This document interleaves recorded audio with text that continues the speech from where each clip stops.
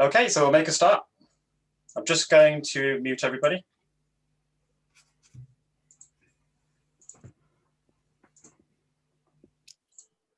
Okay, I just do that because we get less background noise once the presentation starts. So welcome everybody to this meeting of the Rotary Club of Leicester. It's the 1st of February 2021.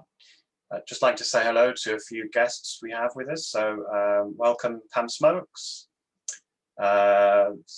We have Caroline Baker from Loros, Hule, Regina from De Montfort University, and anybody else I've missed? I think that's everybody. Okay. Do we have any greetings from other clubs? Greetings from President Sarita and the members of Leicester Novus. Great, thank you. And greetings from the President Andrew and the members of Northampton. Thank you, Alan. Okay, wonderful. So I'll just make a few points. Diana has done a very good job on what we're going to be hoping to call a Rotary multi-sensory garden design competition. So it was her suggestion probably November or so last year. She wanted to do something with a project with a local school. Clive Smith from our group kindly put us in touch with Netherhall School, which is a school over in the LE5 postcode next to Hamilton School. Well, it was Hamilton, I think it's changed its name now. And it's a school that deals with children with special needs primarily. And I believe Clive, several members actually have a role. Richard, I think Richard, you have a role in the school. So several of our members play an important part in helping the school become successful. And so we spoke to Sarah, and she's now put us in touch with one of her team, and we're hoping to progress that. And that would be a great project for us to be involved in the next few months. So that's going very well. In terms of our food banks, I have some good news. We have now progressed 3 food banks through the Morrison site assessment. So they actually do send somebody to the food bank location to check that one of the huge Morrison trucks can actually get down to them and deliver the food. Unfortunately, one of the food banks, because of restrictions in terms of where they're based, the roads are too tight. We're just trying to work out an alternative location for them to receive their food, but the other 3 have passed. So I rang them all this morning, and we're now organising the process for them to go ahead and do that. So we will deposit some money with Rotary for food banks, and the food banks will then be able to go online and purchase within their budget the food that they require. They will be purchasing in lots of around £550 to make it efficient for everybody involved. That's about, I guess it's like a small van full, I suppose. And but I do like the fact that they can order and choose whatever they like. So we did have some conversations with another Rotary club that have dealt with Rotary for food banks for quite a while, and they suggested that many food banks in their area actually have too much food and are looking for other things like toiletries. And so I wanted to ask the food banks that this morning, and in our case, food is still something they require very much so. So we're going to continue with that route and allow them to go ahead and purchase the food that they require. So I'll be in touch with David and Barry and other members of the club to get that moving. So hopefully we should have the first lots of food going out very shortly. We don't have any more barriers left aside from us to just transfer the money and for the food banks to make the orders. I do have a couple of things on that I wanted to mention. If you've read the bulletin, we are looking for somebody to help manage the food banks.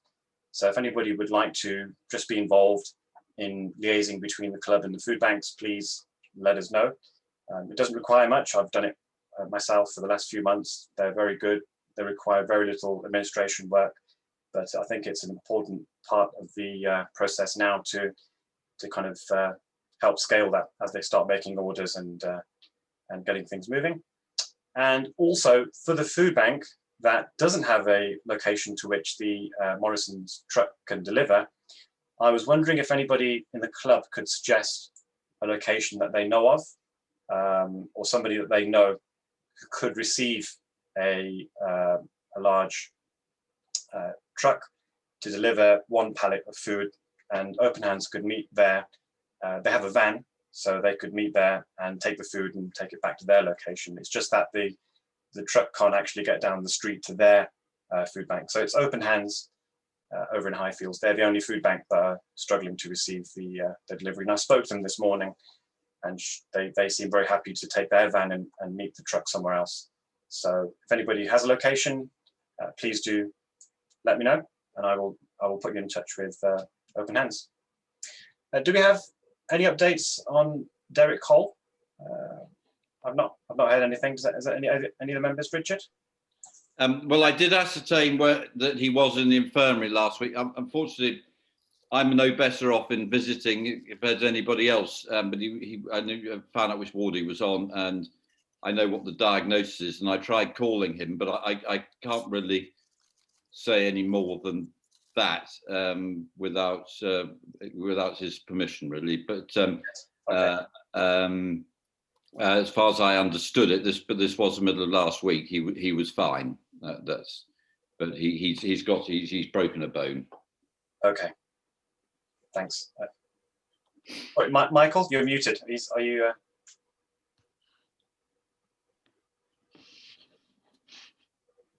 I spoke to Derek last Monday, and he seemed pretty resigned to his fate, but he seemed okay. Good. That's good to hear. Okay. Do we have any notices from Secretary? No, there's nothing. Okay. Any of the committee chairman would like to add anything? Yes, Nick? I just thought I'd mention the fact that I went to the membership summit this week, Zoom, of course. Was anybody else there? So Richard was there as well. I just thought might be just worth mentioning what the sort of principal points of it. And it may not come as any surprise to you that membership of Rotary in Great Britain and Ireland, 70% of the membership are over 70, and 85% of the membership are over 60. So there is seen to be a crisis in bringing younger people into Rotary. There were a number of speakers there and a lot of Q&As, and it did rather go on a bit, but interestingly enough, there was a chap called Tom Gump who came from Minnesota, and did make me think of Forrest Gump, but anyway. So one of the key things that they're pushing for is starting new clubs. And I think a lot of what we're doing is, or planning to do once we can actually get out and about, is very much in line with the sort of thing they're talking about, trying to get people in to volunteer, and trying to push ourselves out at a younger audience. The big difference really is whether we should be actively trying to bring those people into this club, or whether we should be suggesting to people that they might like to form their own clubs that suits with their own lifestyles. That is sort of up for grabs, really. At the moment, I think we carry on trying to bring people into this club. But if anybody sees that they think that they would like to look elsewhere and find something, have meetings at different times, then it does strike me that satellite clubs are a good way into that. Satellite club needs 8 people to be started, whereas a new club itself needs 20. So I think we've got to remain fluid in what we're doing and in how we address the membership issue.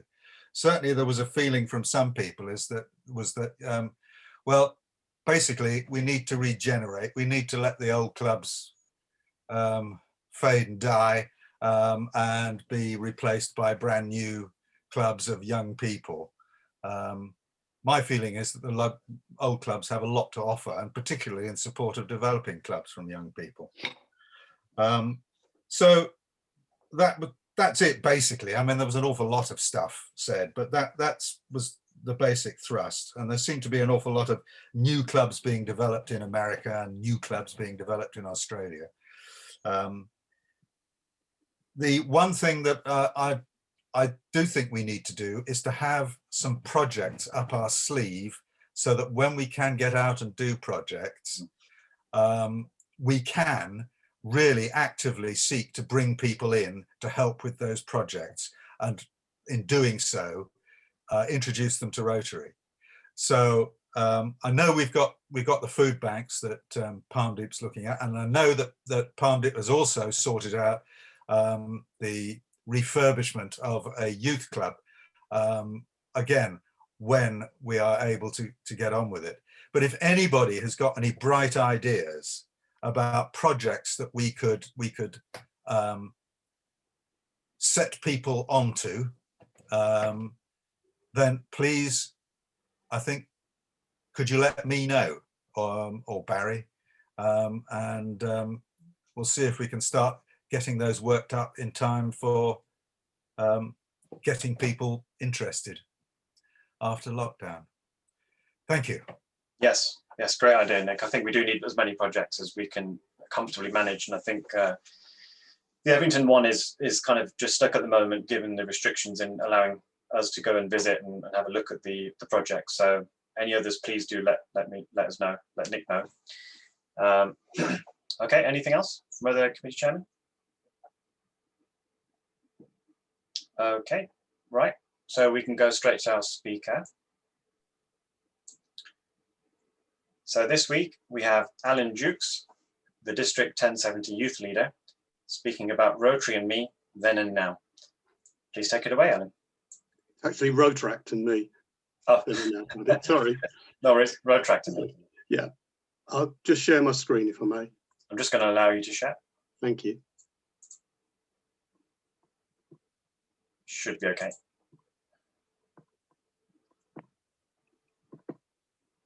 There we go. Is that okay for everyone? Right. Well, thank you very much for inviting me here today. I am the youth chair, but this isn't to do with youth. Rotaract isn't youth, it's separate. I've been involved with Rotary now for 28 years, but for 10 years I was in Rotaract going back. So I thought I'd put a little talk together about what we did, what Rotaract did for me, and hopefully make it a little bit amusing, and then tell you a little bit about what I do with Rotaract today and look at the future. Nick mentioned membership and younger people earlier. Rotary does tend to forget Rotaract when it talks about membership and the future. First thing I'm going to do is tell you what Rotaract is. Now, I know a lot of you have been around Rotary for a long time and probably know what it's all about, but it never ceases to amaze me that when I joined Rotary way back last century, when I had a full head of hair, we went out in the town and said, we're from Rotaract. And the public said, what's that? And sadly, so did Rotary. It saddens me that here we are an awful long time later, we do the same thing. The amount of Rotarians who say, what's Rotaract? The public don't know what it is. But if Rotary don't know what it is, then we're doing something seriously wrong. Rotaract is an organisation under the Rotary umbrella for anyone 18 to 24 years old. And I mean anyone. Anyone who wants to make a difference in the community at home or abroad and have fun doing it. Basically, it's what we aspire to with Rotary anyway, but they do it their own way. They have different ways of doing it. It says 24 there, it should say 30, 18 to 30 years old. But they do things their own way. Social media and everything else, things that I don't think we properly understand sometimes, but they do it their own way with little of the commitment. It's all about doing what you can when you can and doing what they call do-goodery. That's a modern phrase. It's not something we used in my day, but it explains what Rotary does, Rotaract does, and what it aspires to. So a little bit about my Rotaract experience. I joined Rotaract in 1978 down in Brackley, small market town south of Northampton. And I'll tell you how it came about, because it's quite amusing in its own way. I was at that time 19 going 20, and I was working away from home. The contract I was on finished earlier, came home unexpectedly. And in those days, you didn't have social media, you didn't have a mobile phone. To find out what your mates were doing, you went to the local pub. So I went to the local pub and none of my mates were there. They'd all gone somewhere, I didn't know where. So I cried him a beer for an hour, and then the door from the function room at the back of the pub opened, and in came a number of my mates, but more importantly to me as a 19, 20-year-old, a number of very attractive young ladies. And I said to a mate of mine, "What's going on?" And he said, "Oh, we've been to a formation meeting for a Rotaract club." And I didn't say, "What's that? What does it do?" I said, "Have they joined?" He said, "Yes." I said, "Where do I sign?" And I joined Rotaract, perhaps for the wrong reasons, but I joined Rotaract and I stayed in Rotaract for 10 years. The young ladies in question moved on a lot sooner than that, but that's life, isn't it? Over those 10 years, we did an awful lot. I was club chairman twice in Brackley, and in 1985, I was the Rotaract district chairman in 1070 or 107 as it was then, when we had 29 Rotaract clubs across the district. We never quite got to 30. We always had one in formation and lost one, so we never quite made 30, but we had 29 clubs, and some of them were quite big. Loughborough never had less than 40 members. Northampton, Peterborough had similar sort of numbers. And so there were an awful lot of people involved, an awful lot going on, an awful lot to get your teeth into. And I just mentioned that one there. The 1987 National Conference was hosted by us at Loughborough University, and we had over 600 delegates there, which shows you how big Rotaract was across RIBI in those days, all doing do-goodery and lots happening. A couple of things that we did before health and safety got in the way. You probably wouldn't get away with these things now. We held an It's a Knockout competition annually in Brackley for the under-12s. That photograph shows something quite staid with just kicking a football around with a blindfold on. But we had them swinging from ropes and jumping through hoops and things. And it always involved an awful lot of water, which went everywhere. I'm actually in that photo, but I'm hidden by the bucket of water going over me. The kids loved it, but as I say, you wouldn't get away with it today, I don't think, sadly.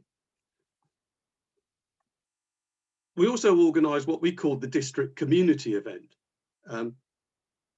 This sounds a little un-PC, but it's what we called it at the time. That every Rotaract club across the district would get a coach load of what we called underprivileged children and take them to a central point for a day out. That sounds like Kids Out. Kids Out didn't actually start until 1990. This started in 1982, so we were ahead of the game. The question that was raised at the time was, in Brackley Rotaract anyway, was that, has Brackley got any underprivileged children? Well, of course it has. It was an eye-opener to middle-class young people like ourselves, just how underprivileged some families were in Brackley. And we found a coach load of kids to take. The first event was at Woburn Safari Park. couple of shots there, but Woburn Safari Park, which was quite handy for Brackley. If you can imagine, Sunday morning, Brackley Market Square, 35, 40 young kids arrived, left by their parents, no bus. Oops. The bus was organised by a Rotarian who had a coach company. So somebody went off to phone him and it started raining. Problem. Luckily, another Rotarian was crossing the market square who happened to be the manager of the Crown Hotel in Brackley. He said, bring them in. So we took them into the Crown Hotel, which backfired on us a little bit because when the kids got home, the parents said, what happened? And the kids said, well, first thing we did was take us to the pub, which luckily we got away with it. But there you go. So we went to Woburn Safari Park. If you can imagine, there's always a queue of traffic going slowly around the safari park. I remember a car in front, two monkeys on top of the car in front started doing what monkeys on top of cars at safari parks do. And one girl from Rotaract said, gosh, I don't know what they're doing. And the little girl of 7 said, I do, miss, and proceeded to give a very explicit education in what these monkeys were doing that was worthy of any biology lesson. So Rotaract was indeed very educational, nothing else. The community event went on for a number of years. The second year, they took us, booked it at the West Midlands Safari Park at Bewdley, which was just too far. There's only so many choruses of Little White Bull that you can lead on a coach journey. But they enjoyed it when they got to the other end. It then centralised on Wicksteed Park and went on there for many years after. I remember having to wade into the boating lake at Wicksteed Park to break up a fight between 2 boatloads of opposing kids, one from Loughborough and one from Sleaford. And I remember coming back to Brackley, all the kids were picked up, great day out. And there was one kid on the market square looking very sheepish. We said, where are you from? And he said, Loughborough. Again, you wouldn't get away with this today, but somebody went to phone somebody in Loughborough and I just threw him in the car and drove him to Loughborough. As I say, you wouldn't get away with that today. So that's the district community event. We also took part in a raft race on the River Nen at Northampton, organised by Rotary in Northampton, which again always started very sedately, but usually ended like this. That year we ran aground. We usually sank. One year we did actually complete the course and got right in front of the judges on the finishing line and promptly sank then. But again, sadly, not something we can do today, or I don't think we can anyway. So the national conference that we held at Loughborough University, I was on the organising committee as chief steward and joint sergeant at arms. And one thing entertaining the candidate delegates between speakers and so forth, we put together what we called Slime and Carbuncle, my friend Andy Gilbert and myself, which took off the songs of Simon and Garfunkel. So the chairman of the conference was Jonathan Salisbury, another Rotaractor. So Mrs. Robinson became Mr. Jonathan. Bright Eyes became Rabbit Pies and things like that. And it went down really well. So after the conference, people said, well, you should do more of this. So we booked a hall in Leicester. We had half of the evening was Rotaract clubs entertaining, doing skits and sketches. And the second half was Slime and Carbuncle entertaining. And a guy from Rotaract in London was involved with the Rolling Stones mobile studio. He brought that up to Leicester and they recorded that. And we put it out as a cassette, real men playing imaginary guitars. And then we sold it around the country. We toured the country. We went around the country to Rotaract events. I went down to Plymouth, Southend, Cardiff, Leeds, Manchester, performing as Slime and Carbuncle and then selling the cassette, and finished up at the next national conference in Glasgow. And we raised nearly £3,000 for what was then new polio eradication campaign. So I'm really proud of what we did there. And I appear to have hair in that photograph as well, which is unusual. So Rotaract in Leicester. Leicester Rotaract Club that I was involved with was founded in 1980, and I believe it folded around 1999. It was never a big club. At its height, it only had probably 25 members, but was lots of great people involved in it and did lots of do-goodery around Leicester. The only former member of the Leicester Rotaract Club that I know of in Rotary now is Chris Batty, past president of Reek Valley. It reformed in 2010 and lasted till around 2015 when a number of the main people in the club moved away, and sadly it became untenable at that time. I'm still in touch with a great friend of mine, Ricky Hallam, who was a great Rotaractor then, now lives up north, but he still comes down to Grafham Water to take part with the youngsters in young people in Ryla down there every year. There were other clubs in Leicester. Oadby had a club from 83 to 2002. That was a big club, had over 30 members most of the time and was very active. We also had a club in Blaby from 83 to 98 and Wigston in 87 to 96. These two weren't so big. They all struggled, both struggled for members. And Rotary had a mantra at the time that it was better for a Rotary club to try and form a Rotaract club and fail than not to try at all.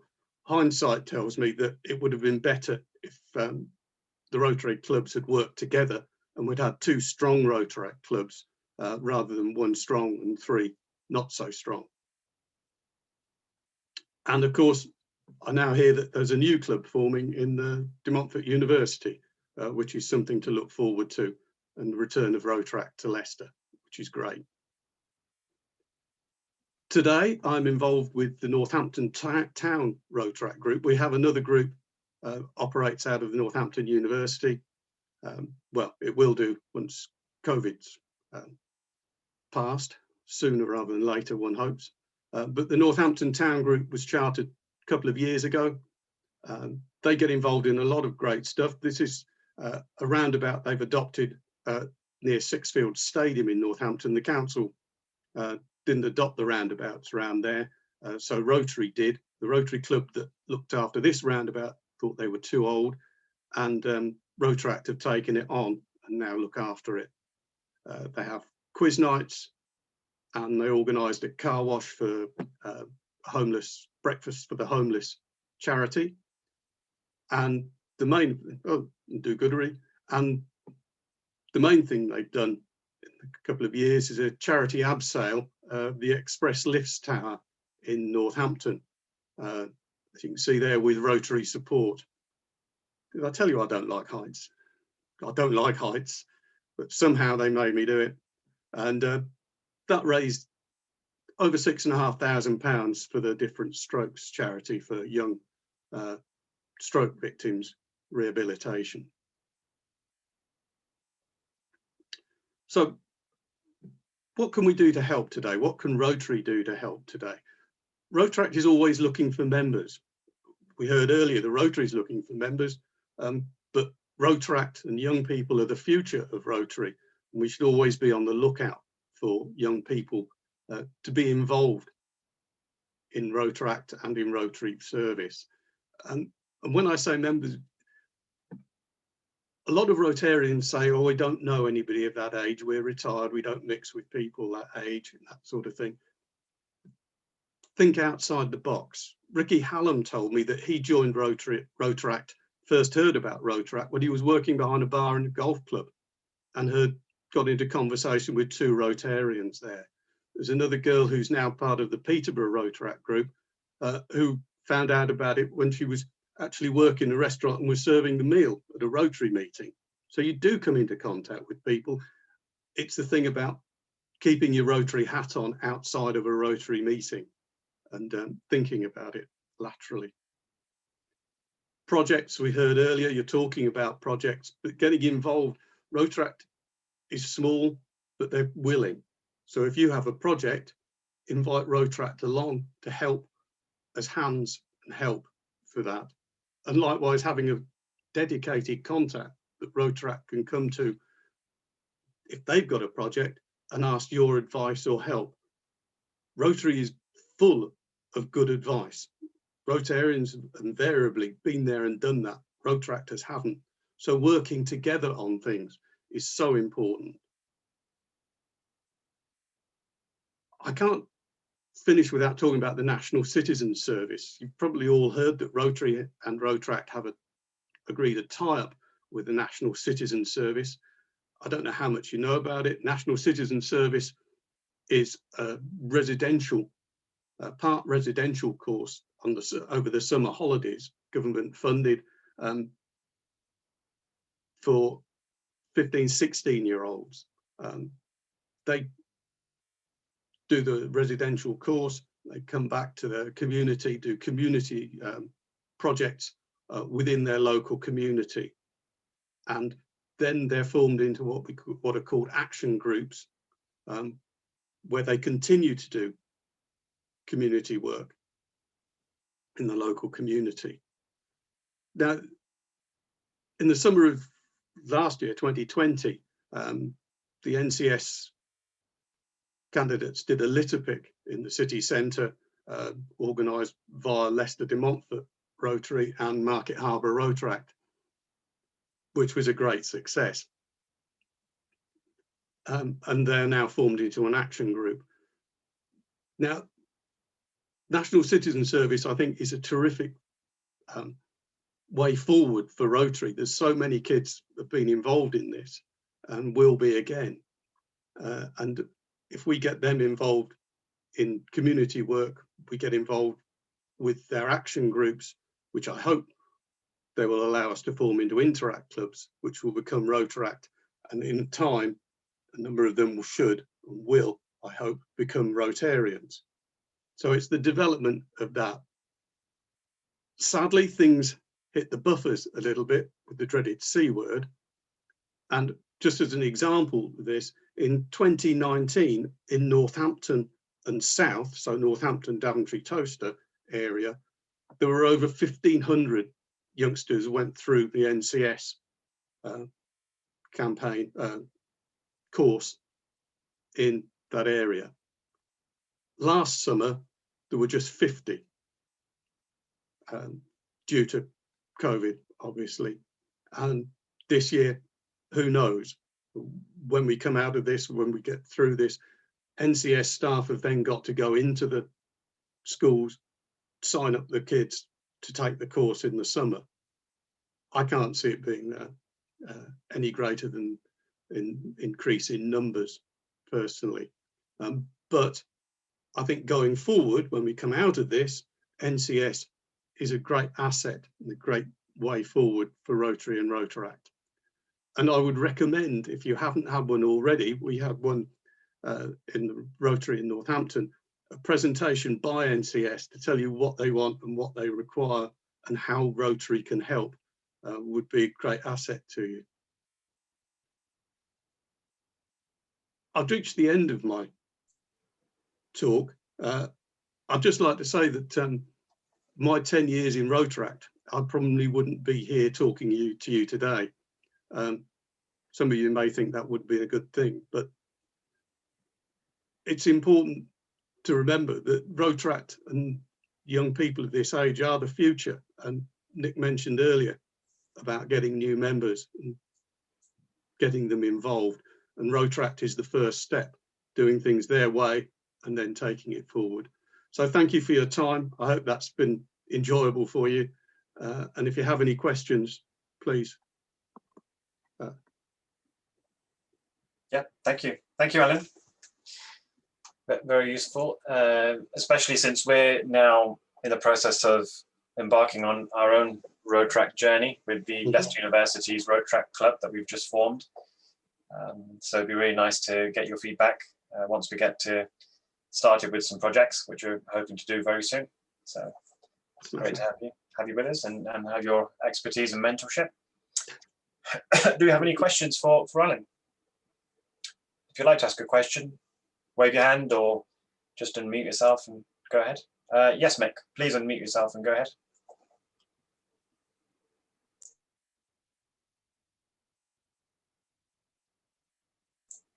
Mick, you'll need to unmute yourself.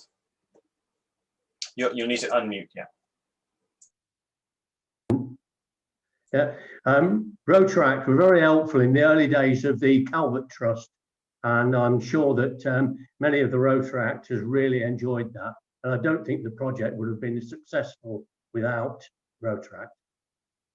Yes. Did you hear that? No? I did, yes. Yeah. Yeah, Calvert Trust was a mainstay of Rotaract's year. People look forward to it year in, year out. And I think a number of ex-Rotaractors still take part and support Calvert Trust today when they can. And Thanks, Hal. Do you have any other questions? Okay, thank you. And I will leave it to Mark to give vote of thanks.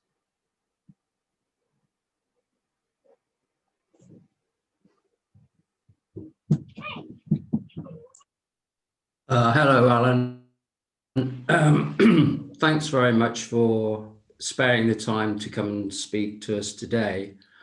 You've obviously had a very long-term commitment to Rotaract, and your talk was both very informative and amusing. I'm sure a lot of our members are far better off now and know a lot more about Rotaract than they did before your talk. I personally got involved with Rotaract in the 90s in the Leicester Club. I used to enjoy going down to their meetings. As you say, it wasn't a large club, and they did a lot of very good work. The only problem was they were all of a similar age. And when they came to beyond the age limit, they all left at the same time, and there was very little, then there was no continuity, and consequently the club folded. I'm glad to see that we've now started a new club because they do some excellent work. And as you rightly say, they are the future of Rotary and a good source of membership. But I thoroughly enjoyed your talk. I hope all my fellow members have too. And as far as they're able, perhaps they could show their appreciation in the normal manner. Thank you very much. Thank you. thank you. Thank you very much. Okay, we have Richard on today. If you'd like to give an update, if you have one, Richard, I know members really like to hear from you. Hi. Well, as I said, it is very busy. Although I think we probably reached the peak, gone past the peak in terms of people in hospital, but it's substantially more in hospital than were in the first wave, and consequently the number of fatalities is also higher. I think the prediction is that we're probably going to be peaking sometime in early February and then hopefully tailing off towards Easter. My understanding is that the majority of infections now are the Kent COVID as opposed to COVID classic, which does seem to be both more infectious and more virulent, which is unfortunate to say the least.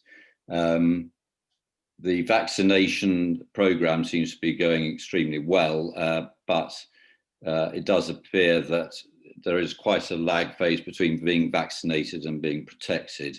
And I think what is a little bit of an unknown question is in the very elderly who probably have slightly compromised immune systems anyway, how effective that vaccine will actually be. But I think only time will tell on that.